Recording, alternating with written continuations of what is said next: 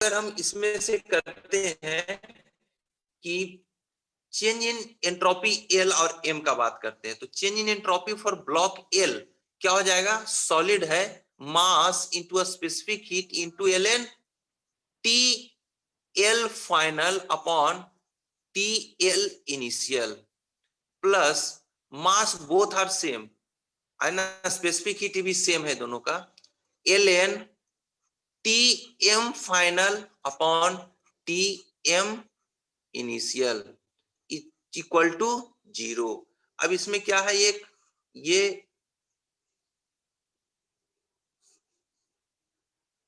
L था और ये एम था, तो इनिशियली दोनों का टेम्परेचर है 313 केल्विन, ये भी है 313 केल्विन, फाइनल इसका हो गया 293 केल्विन। तो इसका हमें फाइनल क्या होगा ये निकालना है।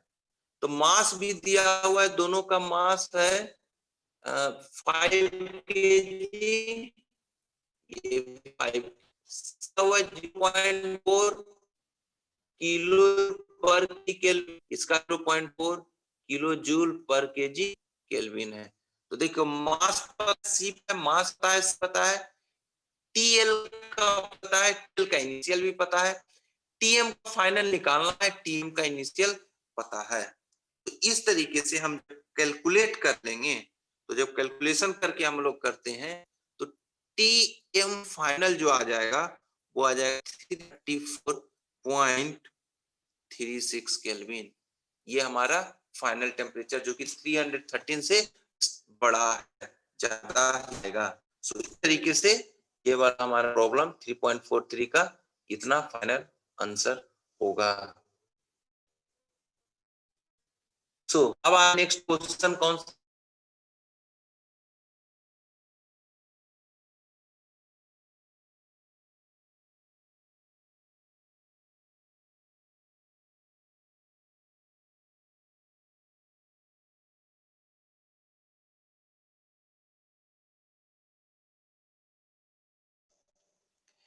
थ्री 3.40 को पढ़ा जाए, क्वेश्चन नंबर 3.40।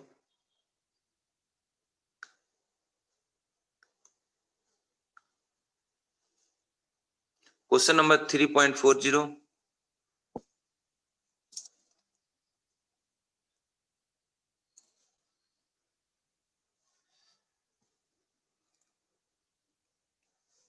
और उसको सॉल्व करने की कोशिश कीजिए। 3.40 को क्वेश्चन को सॉल्व करने की कोशिश कीजिए।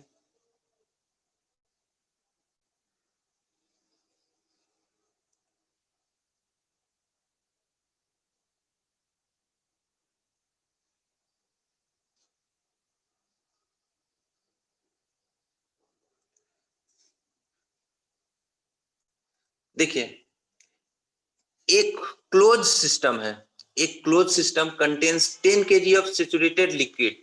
ध्यान दीजिए यहाँ पे आइडल गैस नहीं है, आइडल गैस नहीं है, सैचुरेटेड लिक्विड है ऑफ अमोनिया का, अमोनिया का है, सैचुरेटेड लिक्विड है, जो टेम्परेचर 10 डिग्री सेंटीग्रेड पे है। Heat addition required to convert entire liquid into saturated vapour at constant pressure दिया हुआ है। If the entropy of the saturated liquid, the entropy, अच्छा ये तो है, आगे पढ़ोगे तो ज्यादा सही रहेगा। ये हम क्या करते हैं, ये आप आगे पढ़िएगा जब हम प्रॉपर्टीज ऑफ प्योर सब्सटेंस करेंगे तब। हालांकि आप इसमें भी कर सकते हो, सिंपली क्या हो जाएगा, एंट्रोपी चेंज ये बता रहा है, तो एंट्रोपी चेंज क्या हो जाता है, यहाँ पे फेज चेंज है तो S F S G minus S F हो जाएगा, S G minus S F equal to हम बताएंगे H F G upon T होता है। Therefore, S become SF plus HFG upon T। तो SF क्या हो जाएगा, यहाँ पे दिया हुआ होगा entropy of SF 0.88 plus HFG दिया हुआ होगा 16 mega joule divided by 10 kg, यानी 16 मेगा जूल अपॉन 10, और कितना डिग्री सेंटीग्रेड है 273 प्लस 10 हो जाएगा। तो इस तरीके से ये आपको प्रॉपर्टीज ऑफ प्योर सब्सटेंस में हम डिस्कस करेंगे। सो ये आ जाएगा कितना, ये आपका सॉल्यूशन जब करेंगे तो कुछ आ जाएगा 604 किलो जूल पर केजी केल्विन। हालांकि आप लोग थर्ड ईयर में हो तो आप इससे अवेयर होंगे इस फॉर्मूला से। ये आपका 3.40 का आप फाइनल ईयर में है, फाइनल ईयर वाले और थर्ड ईयर वाले आप लोग अवेयर हैं। इसको सर आज यहीं से ये क्लास फॉर्मूला हम करें आगे डिस्कस करेंगे। क्वेश्चन रुको ना, क्वेश्चन को हम ब्लॉक ही कर देते हैं, 2-3 क्वेश्चन और, बस 3 या 4 क्वेश्चन और लेंगे, इंटरेस्टिंग है उसके बाद, ताकि हम इन टॉपिक का सारा क्वेश्चन ही खत्म कर देंगे। कल हम चाह रहे हैं अवेलेबिलिटी में कर दें, हम समझ रहे हैं थोड़ा सा 3 घंटा भी हो गया है, थोड़ा सा हम क्वेश्चन पे हम ध्यान देके चलते हैं एक्चुअली, कल का कि फ्लो न टूट जाए। तो अब ये सारा क्वेश्चन हमें अब आप हम आपसे कहते हैं अब आप सारा क्वेश्चन कॉन्फिडेंस आपका जनरेट हो गया होगा, सारा क्वेश्चन देखिए, ये भी क्वेश्चन सॉल्व हो जाएगा सारा। अगर आप क्वेश्चन करेंगे मैक्सिमम यूजफुल वर्क, ये वाला आप मत कीजिएगा, और यूजफुल वर्क होगा अवेलेबिलिटी के बाद, सारा क्वेश्चन आपका सॉल्व हो जाएगा। उसके बाद हम चलिए एक क्वेश्चन हम ले लेते हैं, चलिए 1 या 2 क्वेश्चन करके उसके बाद हम लास्ट में इंटरेस्ट करने के लिए हम बचा के रखे हैं, उसके लिए हम ये क्वेश्चन लेते हैं। ये क्वेश्चन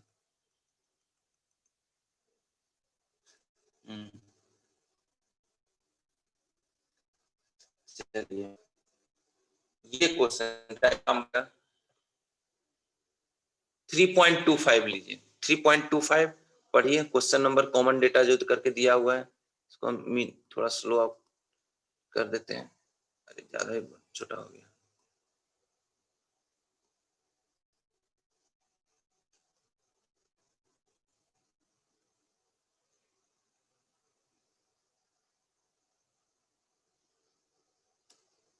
हाँ क्वेश्चन पढ़िए, क्वेश्चन ही पढ़िए,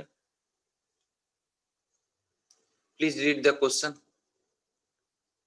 चलिए हम ऊपर का लाइन स्टेटमेंट पढ़ देते हैं, आपको दिख नहीं रहा होगा, ढक जा रहा है पीडीएफ के कारण। ये लिख रखा है कि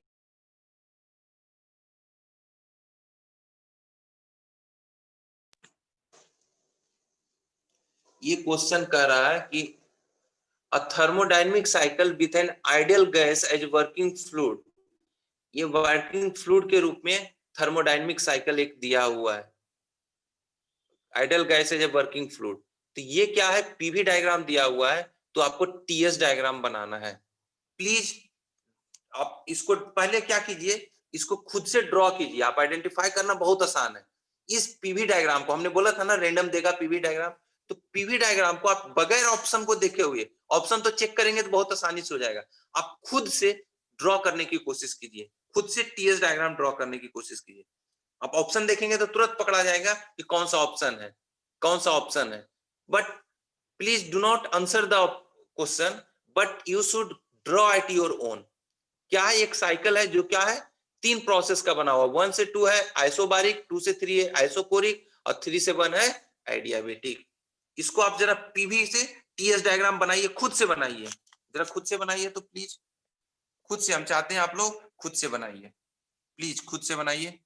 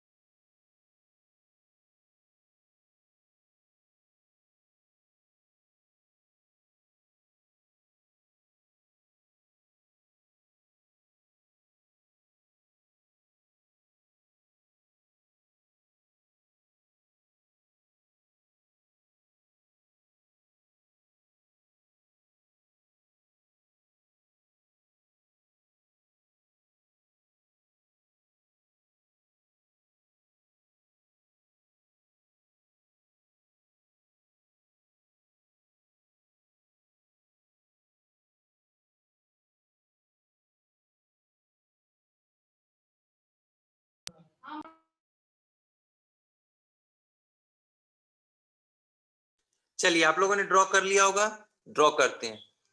देखिए हम क्या करते हैं, पहले लेते हैं टीएस डायग्राम हमें बनाना है,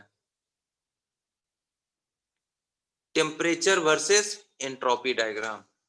हम क्या करते हैं, पहला ढूंढते हैं कि जो भी डायग्राम पे आपको ड्रॉ करना है क्या वो प्रोसेस एग्जिस्ट करता है क्या। इसमें टीएस डायग्राम है तो हम क्या ढूंढेंगे कि क्या आइसोथर्मल है क्या कोई प्रोसेस, क्या कोई आइसेंट्रोपिक है क्या प्रोसेस जिसमें एंट्रोपी कांस्टेंट हो। पहला ये क्वेश्चन हम ढूंढेंगे। तो पहला जवाब ढूंढते हैं क्या तीनों में कोई आइसोथर्मल है, तो जवाब आता है नहीं। तो हम ढूंढेंगे क्या कहीं कोई आइसेंट्रोपिक है, तो जवाब आता है हाँ है। कौन सा है, 3 से 1। तो जैसे ही वो आ गया तो हम क्या कर लेंगे, एक वर्टिकल हमने ड्रॉ कर लिया, वर्टिकल हमने ड्रॉ कर लिया, वर्टिकल हमने ड्रॉ कर लिया। अब ये कौन सा प्रोसेस है, 3 से 1। तो या तो 3 से 1 इस तरीके से हो सकता है या 3 से 1 इस तरह, दो ही पॉसिबिलिटी है। हमने जैसे ये कर लिया तो अब बताइए 3 से 1 क्या हो रहा है, ये पीवी डायग्राम है। तो 3 से 1 ये क्या कीजिए, एक्सपेंशन हो रहा है या कंप्रेशन हो रहा है। जैसे ही आपने आइडेंटिफाई कीजिए कि देखिए वॉल्यूम क्या हो रहा है इस डायरेक्शन में, इंक्रीज हो रहा है। V3 इस डायरेक्शन में वॉल्यूम क्या हो रहा है, इंक्रीज कर रहा है, मतलब क्या हो रहा है, एक्सपेंशन हो रहा है। तो from first law of thermodynamics से अगर हम बात करें du प्लस dw, तो बताइए आइडियाबेटिक है तो 0 है। तो जो वर्क डन होगा वो क्या होगा, decrease in internal energy. Decrease in internal energy घटेगा। डिक्रीज इन इंटरनल एनर्जी का मतलब क्या हो गया कि T final is less than T initial, यानी टी फाइनल से टी इनिशियल क्या होगा, लेसर होगा। Therefore T3 will be less, sorry T final कौन सा है यहाँ, 3 से 1 है, तो फाइनल कौन सा हुआ, T final is less than T initial, तो T1 is less than T3। अब बताइए 3 से 1 में ये वैलिड होगा कि 3 से 1 ऊपर से नीचे, इस डायरेक्शन में सही है या इस डायरेक्शन में। तो बताइए T1 कम होना चाहिए, यानी T1 क्या होना चाहिए, नीचे होना चाहिए, यानी ये वाला डायरेक्शन आपका सही होना। T1 हाँ 3 से 1 आ रहा है ना, 3 से 1, तो ये वाला डायरेक्शन आपका सही होना चाहिए, यानी 1 नीचे रहना चाहिए, ऊपर 3 होना चाहिए। यानी आपका कौन सा हो जाएगा, प्रोसेस जो हमने आइडेंटिफाई किया वो कौन सा प्रोसेस हो गया, हर हाल में जो 3 होगा वो हर हाल में कौन सा होगा, 3 यहाँ पे होगा और 1 कहीं यहाँ पे होगा, और प्रोसेस हमेशा नीचे की ओर होगा, प्रोसेस नीचे की ओर होगा। अब अगर ऑब्जेक्टिव की बात करें तो देखिए ऑब्जेक्टिव इसी से आइडेंटिफाई हो जाएगा। आपने यही एक लॉजिक लगाया तो आइडेंटिफाई हो गया। देख लीजिए कौन सा है जो इसमें ये वैलिड है, तीनों में आप देखेंगे। देखिए अब ऑब्जेक्टिव को हम कैसे आइडेंटिफाई करते हैं, इससे पहले हम बीच में डिस्कस करते हैं। ये है क्लॉकवाइज, ये बताइए एंटी क्लॉकवाइज है, ये तो हो नहीं सकता है। ये क्लॉकवाइज है चलेगा, ये भी क्लॉकवाइज है चलेगा, ये भी क्लॉकवाइज है चलेगा। चलिए ये तो ऐसे आइडेंटिफाई हो गया। दूसरी बात, अब हम ढूंढते हैं आइसेंट्रोपिक, इसमें एक भी आइसेंट्रोपिक नहीं है, इसमें भी एक भी आइसेंट्रोपिक नहीं है, बचा इसमें, तो ये आंसर हो जाएगा सिंपल। ये इसमें देखिए आइसोथर्मल है, आइसोथर्मल तो इसमें कहीं है ही नहीं, तो ये तो होगा ही नहीं। हमें आइडिया, ये ऑब्जेक्टिव इस तरीके का बन गया। हालांकि अगर आप ड्रॉ करना चाहते हैं, ड्रॉ करना चाहते हैं तो 1 से लेके 3 तक जो जाएगा। अब टीएस डायग्राम में कांस्टेंट प्रेशर और कांस्टेंट वॉल्यूम लाइन इस तरीके का होता है, और ये जो क्रॉस सेक्शन होगा वो कौन सा प्रोसेस बचेगा, 2। तो ये 2 हो गया, तो 2 से 3 यही होगा, और 3 से 1 ये होगा, और 1 से 2 ऐसा होना चाहिए। यही एक पॉसिबल है कॉम्बिनेशन। और देखो ये पॉसिबल कॉम्बिनेशन 3 में ही लाई कर रहा है। तो आप ड्रॉ भी कर सकते हैं या फिर आप लॉजिक ढंग से आप इस तरह का आइडेंटिफाई कर सकते हैं। So what is the correct answer, the C is the correct one, C is the correct one. अब इससे इंटरलिंक्ड एक और क्वेश्चन है, इससे इंटरलिंक्ड और एक क्वेश्चन है, वो क्या कहता है क्वेश्चन देखिए क्या कह रहा है, if the specific heats of the working fluid is constant. क्या कह रहा है, इफ द स्पेसिफिक हीट, सही क्वेश्चन जा रहे हैं ना, गड़बड़ जा रहे हैं? हाँ सही होगा। If the specific heats of the working fluid are constant and the volume of a specific heat ratio is 1.4, then thermal efficiency. हमें क्या कह रहा है, गामा का वैल्यू दिया हुआ है, तो इसका थर्मल इफिशिएंसी पूछा जा रहा है, इसका थर्मल इफिशिएंसी आपको पूछा जा रहा है, इसका थर्मल इफिशिएंसी पूछा जा रहा है। 2 मिनट हम टाइम देते हैं, प्लीज थिंक ओवर इट कि कैसे आप थर्मल इफिशिएंसी बनाएंगे, फिर हम डिस्कस करेंगे। बस 2 मिनट या 1 मिनट हम देंगे, थर्मल इफिशिएंसी आप कैसे निकालोगे, इसका थर्मल इफिशिएंसी कैसे निकालेंगे, हमें थर्मल इफिशिएंसी निकालना है। तो आप जानते होंगे कि थर्मल इफिशिएंसी किसी साइकिल का है, तो वो हम सिंपली कैसे निकालते हैं, 1 माइनस, अगर थर्मल इफिशिएंसी आपको पता होगा तो क्या निकालते हैं, Q rejected upon Q added, Q rejected upon Q added, Q rejected upon Q added, Q rejected upon Q added. अब बताओ Q एडेड और Q रिजेक्टेड किसमें होगा, यही दो में से एक होगा, क्योंकि 3 प्रोसेस है, इसमें हीट हो नहीं रहा है, तो एक हीट लेगा और एक हीट देगा, दो ही पॉसिबिलिटी है और कोई पॉसिबिलिटी नहीं है। तो अब बताइए इसमें से हमें अगर Q रिजेक्टेड मिल जाए और Q एडेड मिल जाए तो हमारा सारा इफिशिएंसी निकल जाएगा। तो बताइए Q रिजेक्टेड और Q एडेड, हमें नहीं पता कौन किस तरह का Q रिजेक्टेड है और कौन हीट एडेड है, लेकिन आप निकाल सकते हो, Q12 निकाल सकते हो और Q23 निकालिए। तो जरा Q12 और Q23 कैसे निकालेंगे, Q12 कैसे निकालेंगे और Q23 कैसे निकालेंगे, ये आप डिस्कस कर चुके हैं, आप पढ़ चुके हैं फर्स्ट क्लास से। को बताइए Q12 कौन सा प्रोसेस है, Q12 आइसोबारिक प्रोसेस है और Q23 आइसोकोरिक प्रोसेस है।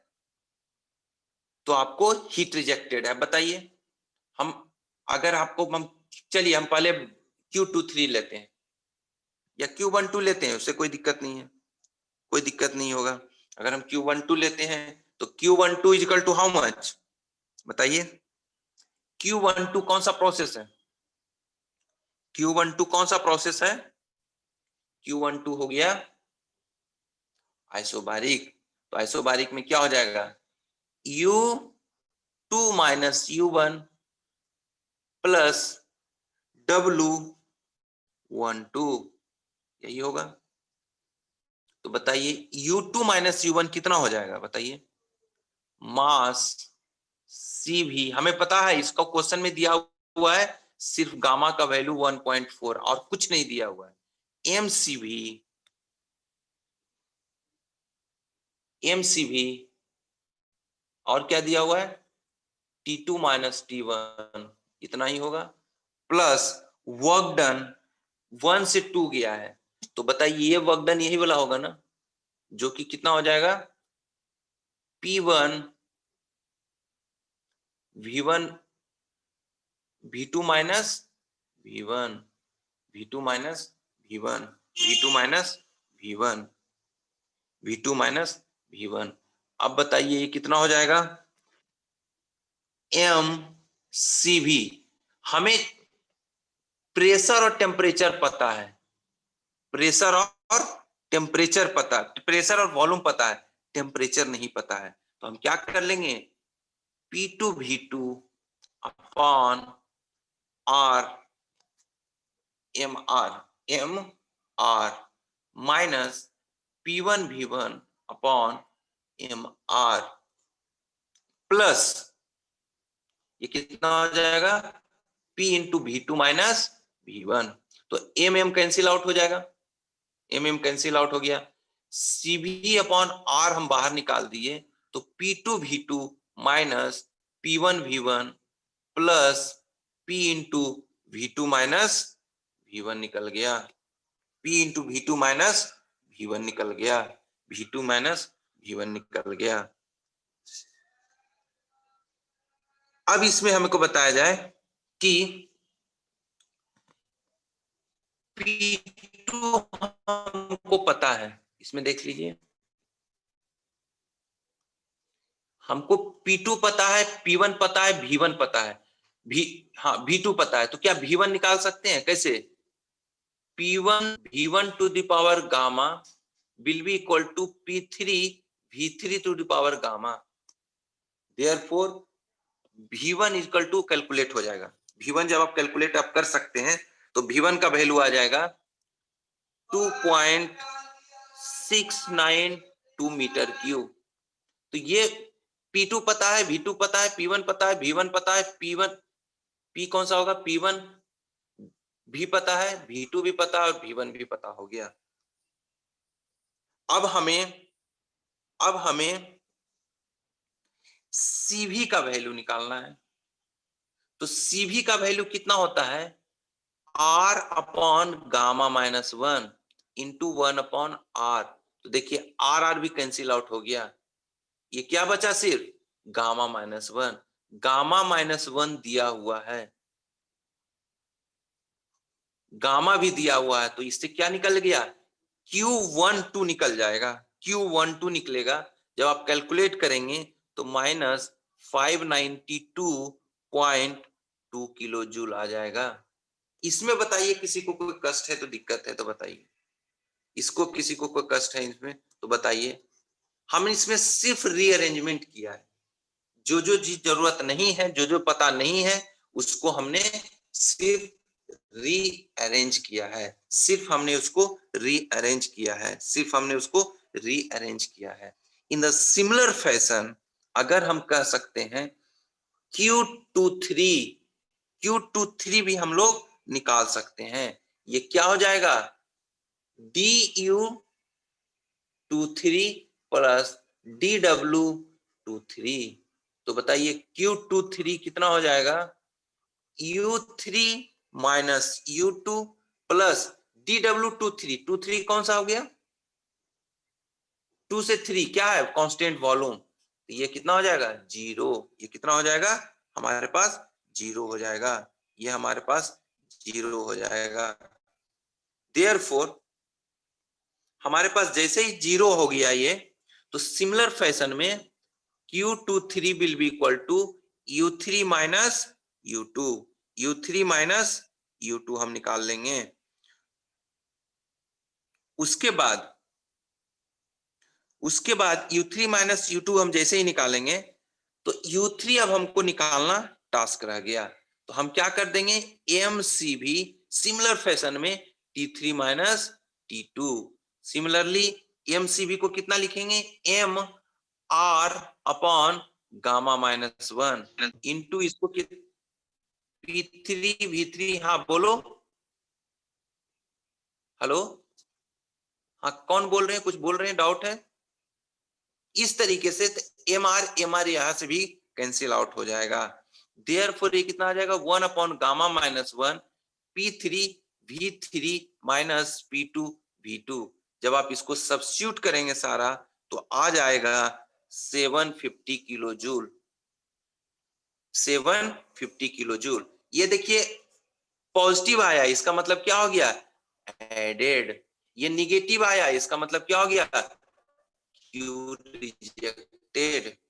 देयरफॉर इफिशियंसी हम जानते हैं कि 1 minus Q added upon Q rejected upon Q added. Therefore 1 minus Q rejected कितना है? हमको सिर्फ क्वांटिटी लेना है, मैग्नीट्यूड ही लेना है। ऐसा ना हो कि आप उसको वो नहीं कर देना है, नहीं तो इफिशियंसी 1 से ग्रेटर हो जाएगा। क्योंकि ये ऑलरेडी माइनस इसलिए आया है क्योंकि इसमें ये जो साइन है ऑलरेडी इंसर्ट किया हुआ है। 2 अपॉन 750। देयरफॉर अब जब कैलकुलेट करेंगे तो ये 21.04% आ जाएगा, 21.04% आएगा। अब अगर हम इसमें देखते हैं तो ये कौन सा हो जाएगा ऑप्शन? देखिए ऑप्शन जो आ जाएगा इसमें, इन चारों में से अगर ऑप्शन आप अब देखेंगे तो इन चारों में से जो अगर ऑप्शन हम देखेंगे तो option A is the correct one. Correct one. अब आप पूछोगे कि सर ये क्वेश्चन को सॉल्व करने में तो 3 मिनट से ज्यादा लग जाएगा। यस लगेगा, इसीलिए पहला क्वेश्चन क्या दिया हुआ है जो आप 1 से 1.5 मिनट में कर लोगे, 1.5 मिनट, और इसको मिल जाएगा 4.5 मिनट। और इसमें हो सकता है 6 मिनट लग जाए, तो बाकी जो दूसरा क्वेश्चन है उसमें 1 मिनट बचा करके तो इसमें जाएगा। यानी आपको पूरे जो क्वेश्चन डिजाइन किया जाता है, ऑन एन एवरेज 3 मिनट का आपको क्वेश्चन मिलेगा, उसमें से आपको सही पेस में चलेंगे, प्रैक्टिस अच्छे से रहेगा, तो ऑलमोस्ट एनफ क्वेश्चन आपका, एनफ टाइम हमें मिल जाएगा। प्लस आपको तो 100% अटेम्प्ट लेना नहीं होता है, अब सारा तो क्वेश्चन आप नहीं सॉल्व कर सकते हैं, तो उसका भी तो टाइम सेव हुआ। तो जो क्वेश्चन सॉल्व हो रहा है उसको अच्छे से करना है। अभी देखिए कितना लंबा क्वेश्चन चला गया, तो इसके लिए भी आपको मेंटली प्रिपेयर रहना है। देयरफॉर हमारे पास करेक्ट आंसर 21.04% आ गया है। तो इस क्वेश्चन में अगर किसी को डाउट है तो प्लीज आस्क। कोई क्वेश्चन कुछ कर रहे थे, please ask, somebody please ask if you have any doubt।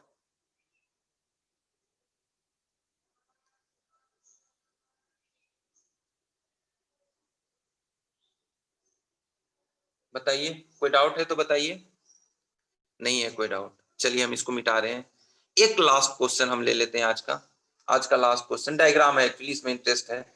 The following 4 figures have been drawn to represent a fictitious, fictitious मतलब इमेजिनरी है, thermodynamic cycle on PV and TS plane. ये देखिए आपको 4 दिया हुआ है, पीवी टीएस डायग्राम दिया हुआ है।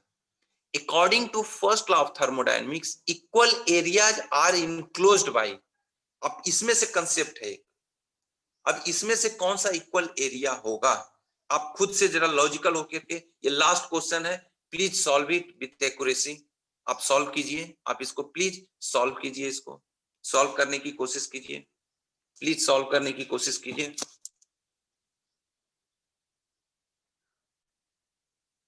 इसको सॉल्व करने की कोशिश कीजिए, if you can able to solve it. देखिए first law of thermodynamics for a cycle क्या देता है, D Q equal to D W. आप इससे कंसेप्ट एक ड्रॉ कीजिए, देख लीजिए। तो D Q equal to D W जैसे ही आया,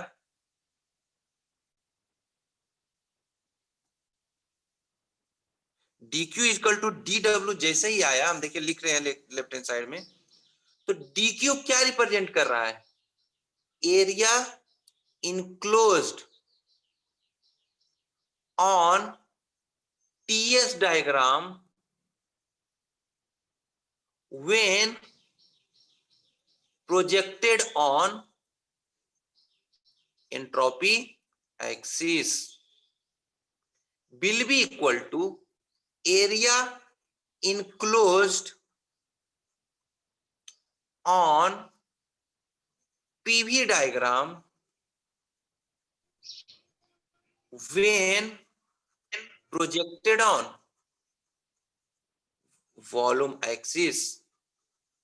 यानी क्या हो गया, एरिया इनक्लोज ढूंढना है टीएस डायग्राम में और पीवी डायग्राम में। ओके, एरिया प्रोजेक्टेड नहीं होगा ना, सॉरी माय मिस्टेक, ये प्रोसेस का नहीं, हम किसकी बात कर रहे हैं, ये प्रोजेक्टेड का आएगा ही नहीं, तो प्रोसेस में आ जाएगा। ये साइकिल की बात कर रहे हैं, जब हम साइकिल की बात कर रहे हैं तो ये प्रोजेक्शन हम निकालेंगे ही नहीं, साइकिल में तो इनक्लोज्ड हो जाएगा। Area enclosed on TS diagram will essentially equal to area enclosed on PV diagram. अगर प्रोसेस रहेगा तो projected on TS diagram of PV entropy. ये साइकिल है, इसलिए एरिया इनक्लोज्ड हम सिर्फ ढूंढेंगे। इस कंसेप्ट का यूज करते हुए हम इस क्वेश्चन को सॉल्व करेंगे।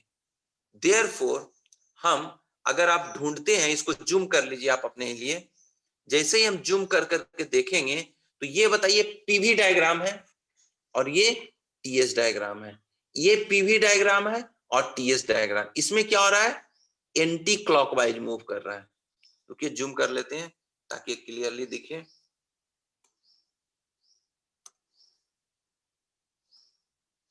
लेकिन जूम करेंगे तो गायब हो जाएगा।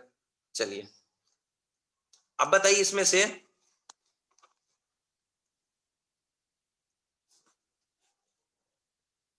जूम कहाँ चला गया, चलिए ऑप्शन पे मिट जा रहा है, एक मिनट, हम बस जूम आउट कर रहे हैं।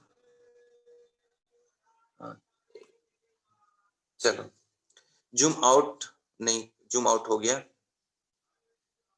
सो अब ये देखिए, इसमें इक्वल एरिया ढूंढ रहे हैं, तो इक्वल एरिया में ढूंढेंगे, ये देखिए एंटी क्लॉकवाइज है, और ये कौन सा हो गया, दिख भी तो नहीं रहा है सर पहला वाला क्लॉकवाइज है।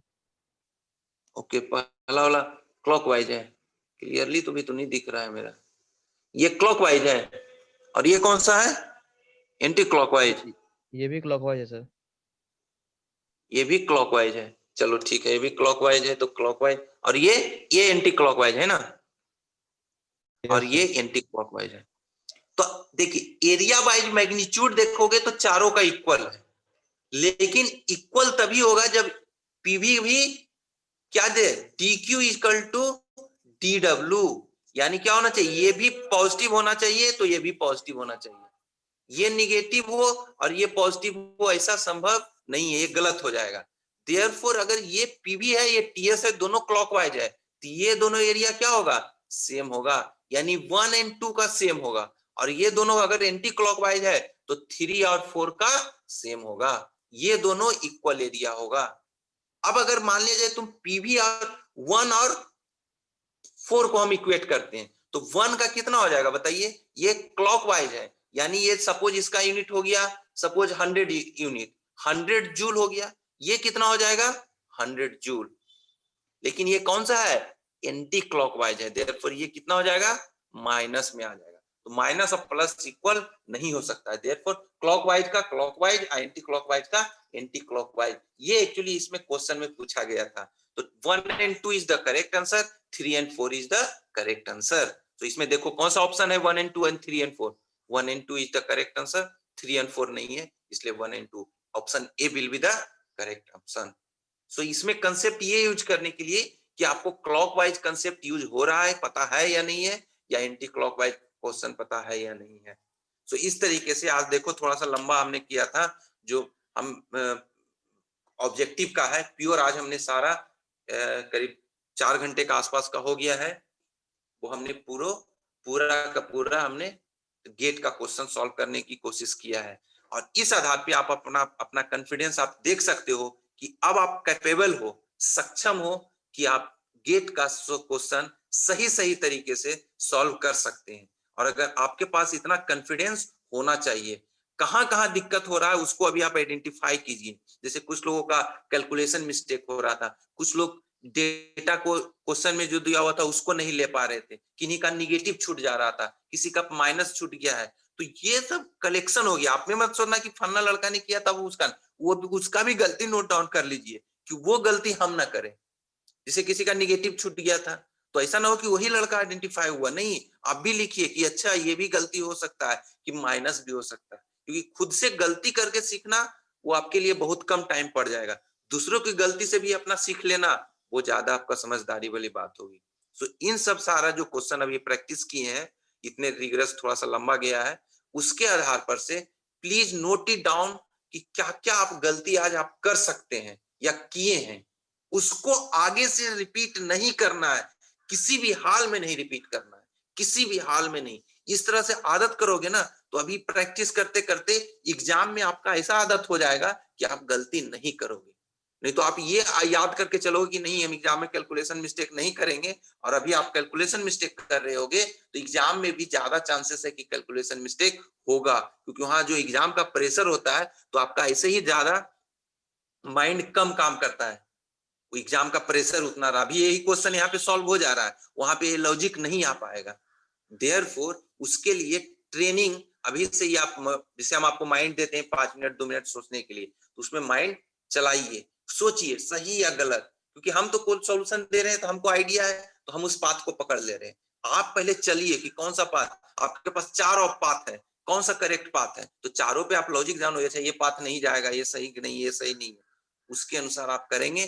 प्लीज डू प्रैक्टिस, सारा जो थर्मोडायनेमिक्स का पूरा क्वेश्चन आपको सॉल्व किया गया है इसी पीडीएफ से सॉल्व कीजिए, ज्यादा बेहतर होगा, इसमें ज्यादा अच्छा सॉल्यूशन दिया हुआ है, मतलब फेथफुल है। अब दूसरा, एक ही क्वेश्चन का देखिएगा हर एक जगह, यूट्यूब में कीजिएगा तो अलग होगा, गूगल करेंगे तो उसका आंसर गलत होगा, लेकिन आप जो मोस्ट लॉजिकल के तरीके से आप कॉन्फिडेंट हो उसी को फॉलो कीजिए, और सोचते रहिए कि आखिर क्या क्या गड़बड़ हो सकता है विथ लॉजिक।